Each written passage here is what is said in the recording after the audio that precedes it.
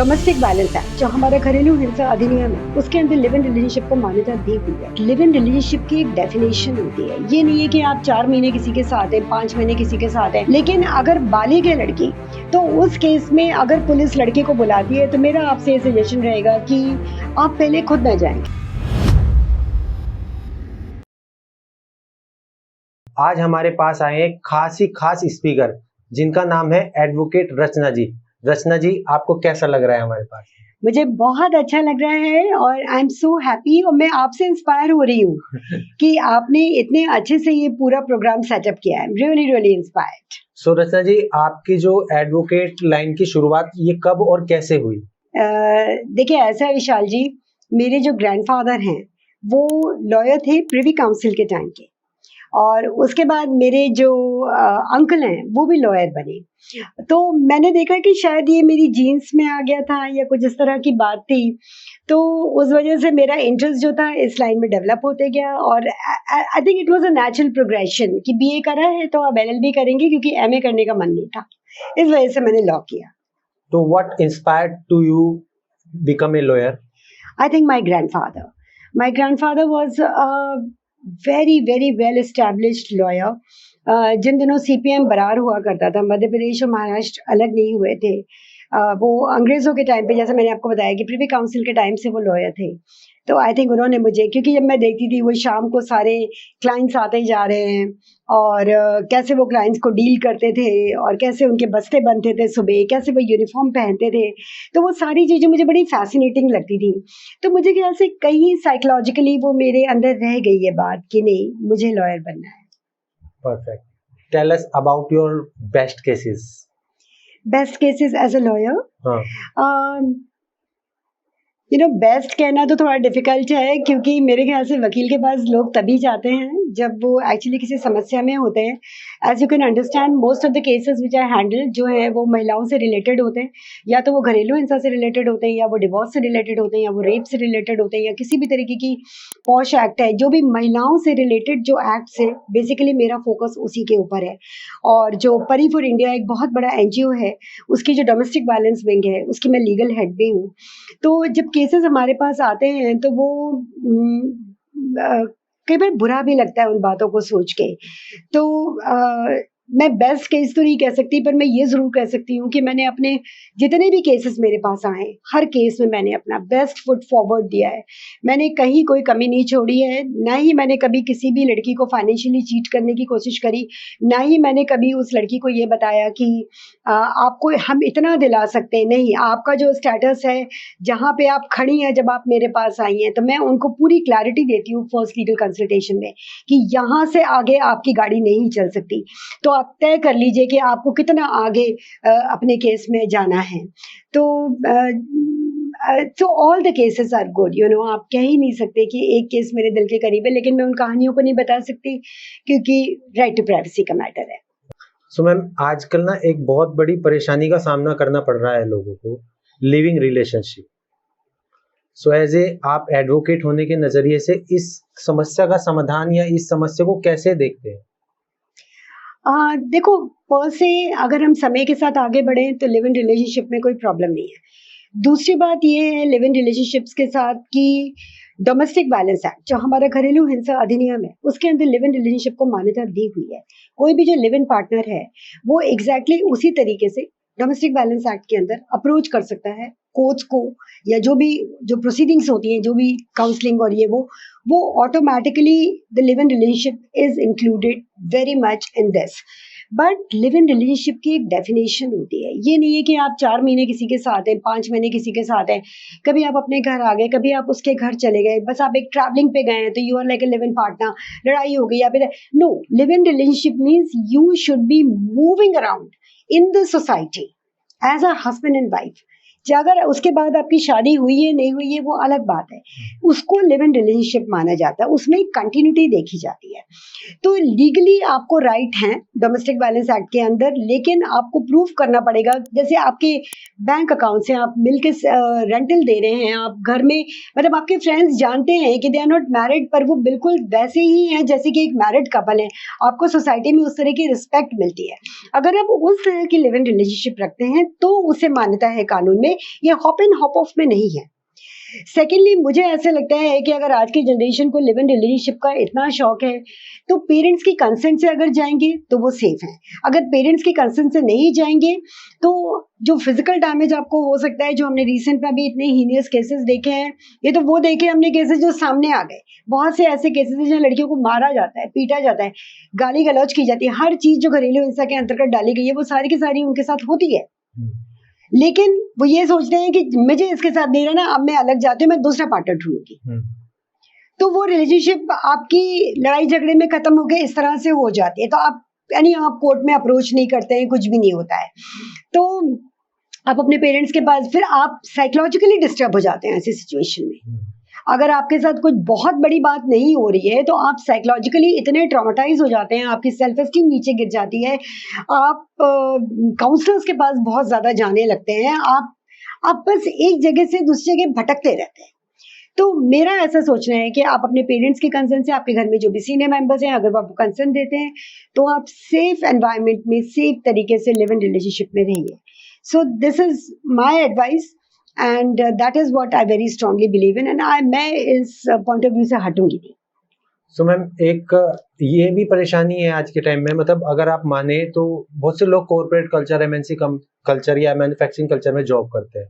So post activity is very compulsory part in that's company, कोई भी company हो उसमें हम एक्टिविटी वो करते हैं। बट उसमें क्या होता है, उसमें क्या लड़के भी सेफ हैं या लड़कियां अलग से, मतलब नॉर्मली वो पार्ट सबके लिए बहुत पार्ट है वो?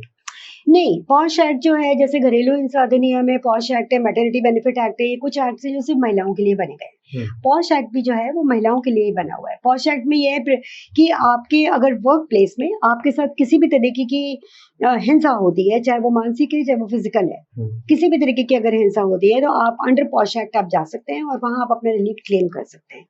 तो नहीं, पॉश एक्ट में लड़कों के पास कोई बेनिफिट नहीं है। मगर अगर सपोज कोई कंपनी का सीनियर मैनेजर है और अपने जूनियर एग्जीक्यूटिव को प्रेशराइज कर रहा है वर्क ओवरलोडेड की वजह से, टाइम की वजह से कि वो लेट आ रहा है, टाइम जा रहा है, या कुछ ना कुछ करके उसमें थोड़ी बहुत कमियां निकाल रहा है और वो हरेस हो रहा है, मतलब एक किस्म से चाहे जूनियर है, क्योंकि बिकॉज ऑफ द पार्ट वो मैनेजर है, वो उसको बोलेगा, लेकिन वो अंततः सोल्यूशन हम लोग या कोई भी हो हम में से वो यही सोचता है कि कंपनी के बस जॉब छोड़ के अब दूसरी जॉब ही देखनी है। इस चीज का सामना करने के लिए ना बहुत लोग कर ही नहीं पाते इस चीज का सामना। सुनो कि ये एक्ट, पोश एक्ट क्या हमें बचा सकता है उस चीज के? नहीं, ये महिलाओं के लिए, ये पुरुषों के लिए है ही नहीं। पोश एक्ट नहीं, पॉश एक्ट है ही नहीं पुरुषों के लिए। इसके अंतर्गत आपको, पुरुषों को कोई भी रिलीफ नहीं मिल सकता है। और जब आप कोई भी जॉब करते हैं तो आप अपना कॉन्ट्रैक्ट पढ़ते हैं, तो विद इन द कॉन्ट्रैक्ट और उस फ्रेमवर्क के अंदर अगर आपसे काम कराया जा रहा है और अगर आपकी स्पीड स्लो है तो आपको कहा जा रहा है कि आप एक्स्ट्रा आवर्स बैठ करके काम करिए एंड थिंग्स लाइक दैट। और अगर आपकी स्पीड फास्ट है तो आपको एक्स्ट्रा आवर्स की छुट्टी नहीं मिल रही है, तो इन डायरेक्शंस में आप कुछ कर नहीं सकते हैं। मैक्सिमम आप ये कर सकते हैं कि आप अपने एचआर के पास जा सकते हैं और आप रिक्वेस्ट कर सकते हैं कि मैं इस तरह की सिचुएशन से जूझ रहा हूँ और मुझे थोड़ी डिफिकल्टी हो रही है। आप कोई और तरीका ढूंढ सकते हैं, आप अपने लिए नई जॉब ढूंढ सकते हैं, क्योंकि जब तक मार पिटाईगा इस तरह की कोई बहुत ही भयंकर सी बात नहीं होती है ना, तो आप पुलिस के पास भी जाकर के क्या करेंगे? पुलिस वैसे कोई हेल्प नहीं करती, तो वो ये बोल देगी कि ये तो आपका इंटरनल कंपनी मैटर है, आप इसको रिजॉल्व कर लीजिए। नहीं। और द रीजन जो महिलाओं के लिए स्पेसिफिकली कुछ एक्ट्स बने गए हैं, उसका रीजन ही ये है कि सालों साल से महिलाओं के ऊपर बहुत प्रताड़ना हो रही है। और ये एक्ट्स जो हैं ये हमारे कंट्री में के अलावा इंटरनेशनली हैं। जब यूनाइटेड नेशंस की जो कॉन्फ्रेंसेस होती हैं उसमें इनके चार्टर्स ड्राफ्ट होते हैं, उन चार्टर्स के बेसिस पे, and most of them India has been a signatory. जब वो चार्टर्स जब फॉर्म वो बनते हैं, पूरे उनका प्रोजेक्ट जो बनता है उसको मद्देनजर रख करके फिर बनते हैं, तो ग्लोबली इस तरह की सिचुएशन होती है। ऐसा नहीं है कि सिर्फ हमारे देश में महिलाओं को प्रोटेक्ट किया जाए, no, it's all over the world, all over the world. Ma'am मतलब मैंने ना एक रिसर्च की और रिसर्च में मतलब एक लड़का है और एक लड़की है जी। दोनों आपस में अडल्ट हैं, प्यार करते हैं एक दूसरे से। प्यार करने के बाद वो दोनों लड़के लड़की क्या है, अब वो भाग जाते हैं घर से। घर से भाग जाने के बाद अब वो उनके घर वालों के थ्रू वे दोनों पकड़े जाते हैं। पकड़े जाने पे लड़की के घर वालों ने लड़कों को समझाया, समझाने के बाद वो लड़का जेल में गया और लड़की के घर वालों ने जब समझाया तो लड़की की तरफ से उस पर लड़के पे केस लगे कि तुम उसको भगा ले गए, तुमने उसके साथ रेप किया है, तुमने उसके साथ जोर जबरदस्ती। ये नॉर्मली आप एक एडवोकेट आप समझती है क्या क्या केस एक लड़के पे लगते हैं। गलती लड़के की है क्योंकि वो लेके भागा, क्योंकि वही गलत है, वो उसने ऐसा कदम क्यों उठाया। बट एक लड़की फिर तो वो अपने माँ बाप के कहे में आ गई, जब तक वो उसके साथ गई है तब तक वो सही थी। अब वो पूरी जिंदगी वो लड़का अपना कैरियर दांव पे लग गया है, उसके ऊपर जेल चला गया है। सर क्या ऐसी चीजें समाज में हमारे लिए या जो चीजें हो रही हैं क्या ये सही है? देखो पहली बात तो इसमें यह है कि लड़का और लड़की दोनों को बालिग होना चाहिए। अगर वो बालिग नहीं है तो लड़का बहुत बुरी तरह फंसेगा। जो आजकल पॉक्सो एक्ट आया है जैसे बच्चों की सुरक्षा के लिए है, उसमें सीधे वारंट निकलता है और लड़का फिर यहाँ से वहां भागता फिरता है कि उसके पास कोई तरीका ही नहीं है। पॉक्सो को लेकर के हमारी जो कंट्री है वो बहुत ज्यादा स्ट्रिक्ट है। तो पहली चीज जो देखना जरूरी है कि क्या लड़का और लड़की बालिग है।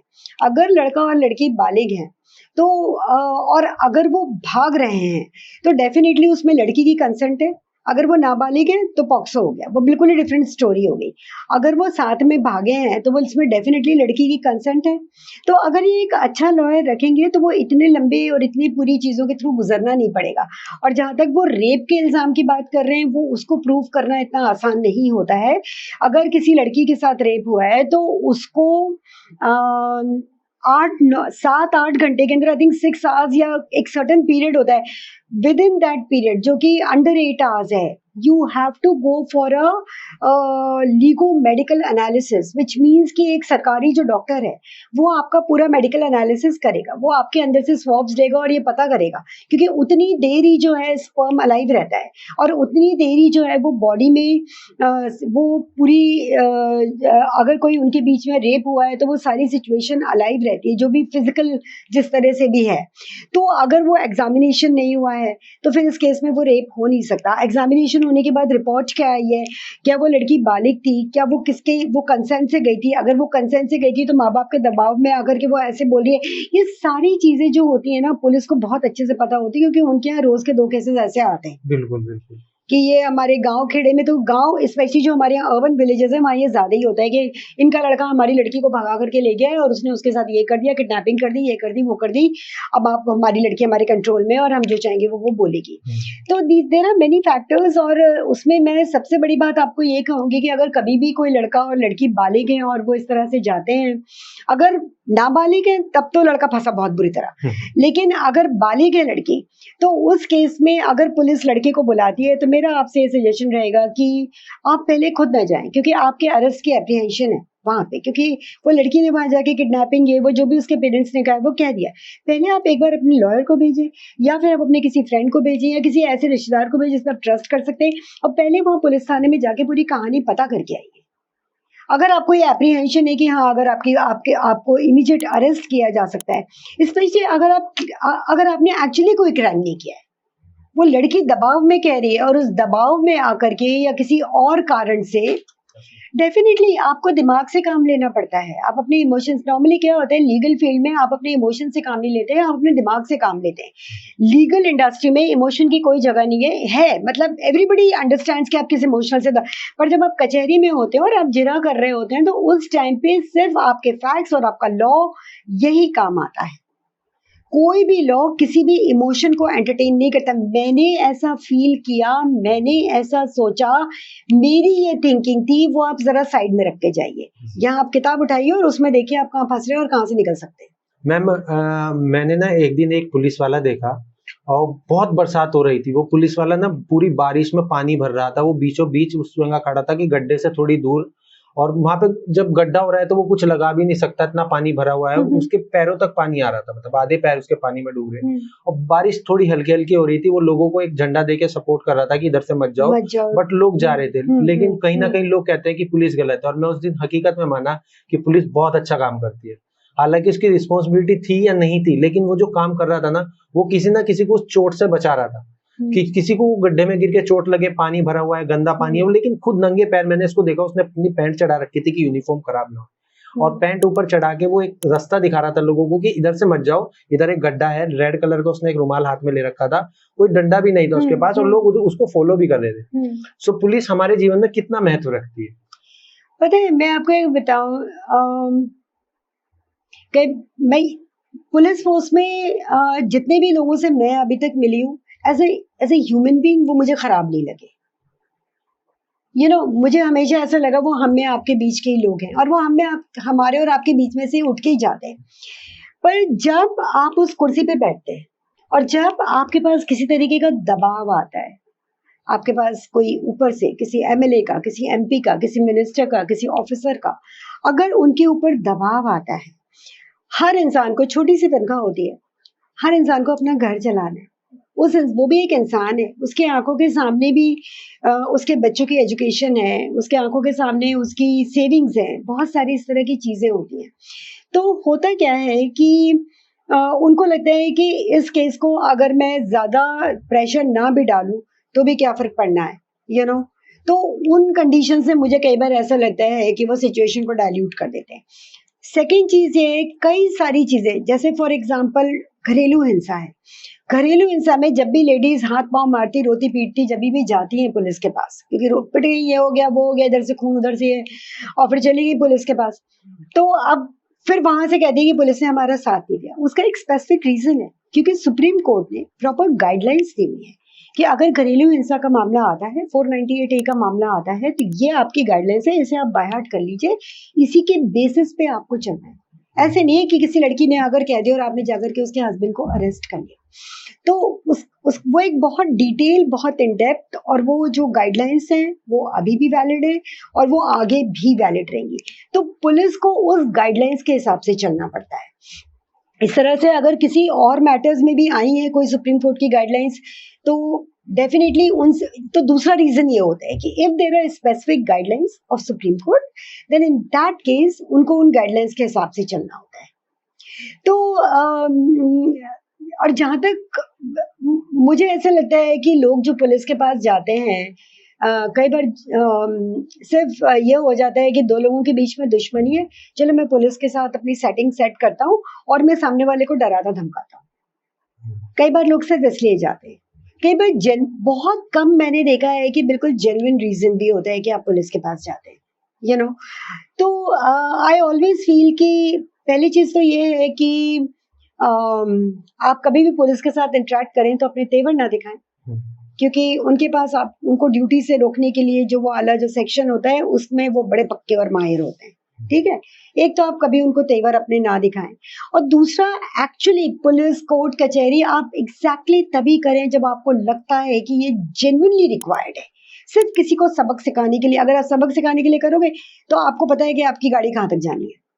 So yes, I hope VIPs के पास से पुलिस की जो थोड़ी, जो उनको इतना फोकस दिया जाता है हमारे कंट्री में कि वीआईपी के लिए हमेशा पुलिस होनी चाहिए, अगर वहां से थोड़ी पुलिस फोर्स को कम करके शहरों में क्राइम हो उसमें लगा दिया जाए तो मुझे लगता है कि थोड़ा तो फायदा होगा। जब आपका बीट कांस्टेबल है वो दिन में 1 राउंड की जगह 5 राउंड लगाएगा तो कुछ तो एक रहता है, एक फीलिंग तो रहता है। शरीफ आदमी तो समझता है इस बात।